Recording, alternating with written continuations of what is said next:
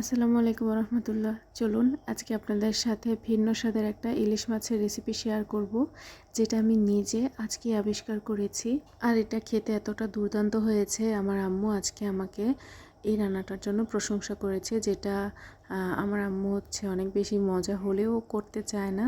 তো আজকে আম্মু নিজে স্বীকার করেছে যে রান্নাটা মজা হয়েছে।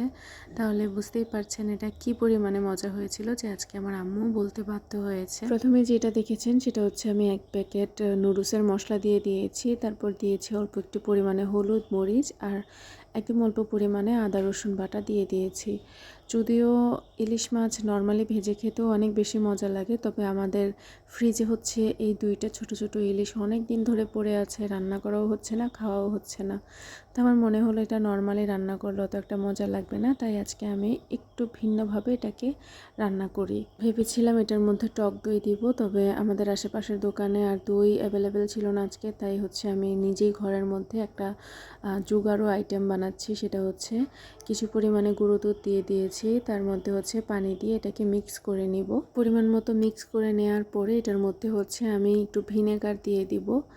এটা একটু ছানা ছানা টাইপের কেটে যাবে, আর ওটা তরকারিতে দিলে এত বেশি মজা লাগে। আপনারা যারা রোস্ট রান্না করতে চান, ধরেন অনেক সময় এরকম হয় যে দইটা আমাদের কাছে অ্যাভেলেবেল থাকে না, তখন এইভাবে করে দিবেন, রোস্ট রান্নাটা এত মজা হয়।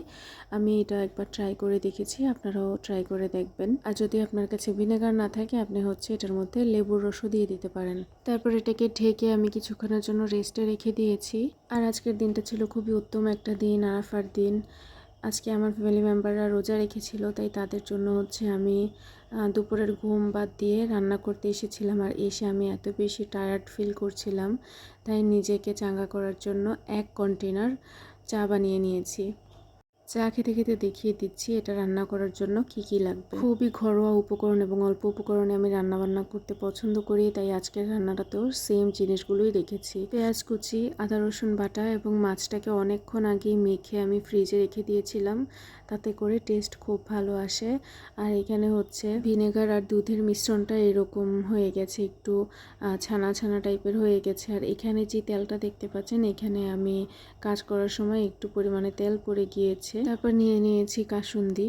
তো যে কোনো ভালো একটা ব্র্যান্ডের কাসুন্দি কিনে নিয়ে আসলেই হয়, বা নিজে ঘরে বানাতে পারলে তো আরও ভালো। তারপরে আমি চুলা জ্বালিয়ে দিয়েছি, তার মধ্যে একটা প্যান বসিয়ে প্রথমে আমি মাছটাকে ভেজে নিব। তারপর পরিমাণ মতো তেল নিয়ে আমি এটার মধ্যে ভেজে নিব মাছটাকে ভালো করে। এই তেলটা দিয়েই বাকি রান্নাটা শেষ করব, সেই পরিমাণেই আমি এখানে তেলটা দিয়েছি। উল্টিয়ে পাল্টিয়ে ভালো করে মাছটাকে ভেজে তারপর চলে আসছি। আর যারা এই পর্যন্ত আমার ভিডিওটা ধৈর্য ধরে কন্টিনিউ করছেন, আশা করি আপনাদের কাছে ভিডিওটা একটু হলেও ভালো লেগেছে। ভালো লাগলে অবশ্যই আমাকে কমেন্টে জানাবেন।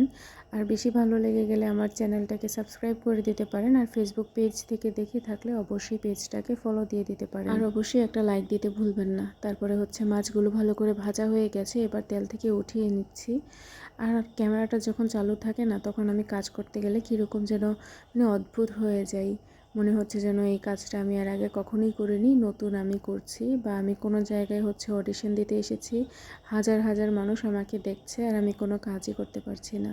তো যাই হোক, এই যে ভালো করে ভেজে নিয়েছি, এখন এই তেলটার মধ্যেই পেঁয়াজ দিয়ে দেব।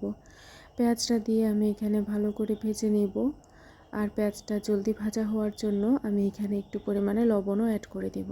তারপরে এটার মধ্যে বাকি উপকরণগুলো মিশিয়ে নিচ্ছি, রসুন, আদা, এবং এখানে আমি কিছু পরিমাণে দিয়ে দিচ্ছি কাসুন্দি। তো আপনার স্বাদ মতো আপনি দিয়ে দেবেন। আমি একটু টক টক করতে চেয়েছি, আমি পরেও আরও একটু কাসুন্দি অ্যাড করেছিলাম। তারপরে এখানে যে দুধটা গুলিয়ে রেখেছি সেটা দিয়ে দিয়েছি, তাতে করে মশলাটা পুড়ে যাবে না, একদম ভালো করে মশলাটা কষানো হয়ে যাবে। যেহেতু রেসিপিটা আজকে আবিষ্কার করেছি, তাই আগে থেকেই জানতাম না কি কি দিতে হবে বা কি কি আমি দিব এটার মধ্যে। তো হঠাৎ আমার মনে হলো যে অল্প একটু পরিমাণে আরও মশলা এখানে অ্যাড করি।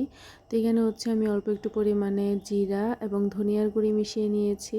তারপরে মনে হলো যে আর একটু টক হলে বেশি মজা লাগবে, তারপর আমি আরও একটু পরিমাণে এখানে কাসুন্দি দিয়ে দিয়েছি।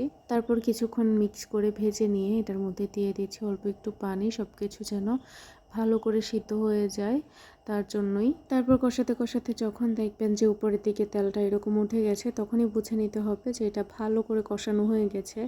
এই পর্যায়ে হচ্ছে আমি মাছটাকে এখানে দিয়ে ভালো করে রান্না করে নিব। আপনারা চাইলে হচ্ছে এটাকে একদম পোড়া পোড়া করে শুকিয়ে নিতে পারেন, তবে আমি এই পর্যায়ে রেখে দিয়েছি। আর এখন এসে হচ্ছে আমার মনে হলো এটার মধ্যে হালকা একটু চিনি অ্যাড করে দিই, একটু মিষ্টি মিষ্টি লাগলেও ভালো লাগবে। তারপরে হচ্ছে যেই ভাবা সেই কাজ, অল্প একটু পরিমাণে আমি চিনি অ্যাড করে দিয়েছি। এই যে দেখতেই পাচ্ছেন কতটা লোভনীয় লাগছে। আসলে কালারগুলো সামনে থেকে আরও বেশি ভালো লাগছিল। বাইরে হচ্ছে একদম মেঘলা আকাশ, আর বাইরে মেঘলা আকাশ হলে ভিতরে যতই লাইট লাগাই না কেন ভালো একটা কালার আসে না। তো তারপরে আর কি ঝটপট করে আমি এটাকে সার্ভ করে নিলাম, কারণ আজানের আর অল্প একটু সময় ছিল। আর আপনারা কি আমার মতো এরকম কখনো এক্সপেরিমেন্ট করেন কি না, রান্না করতে করতে নতুন জিনিস আবিষ্কার করেন কি না, আমাকে অবশ্যই কমেন্টে জানাবেন। আর এটাও একবার হলেও ট্রাই করে দেখবেন, অনেক বেশি ভালো লাগবে। তো আজকের জন্য এখানেই বিদায় নিচ্ছি। আল্লাহ হাফেজ, আসসালামু আলাইকুম। দেখা হচ্ছে অন্য আরেকটি ভিডিওতে।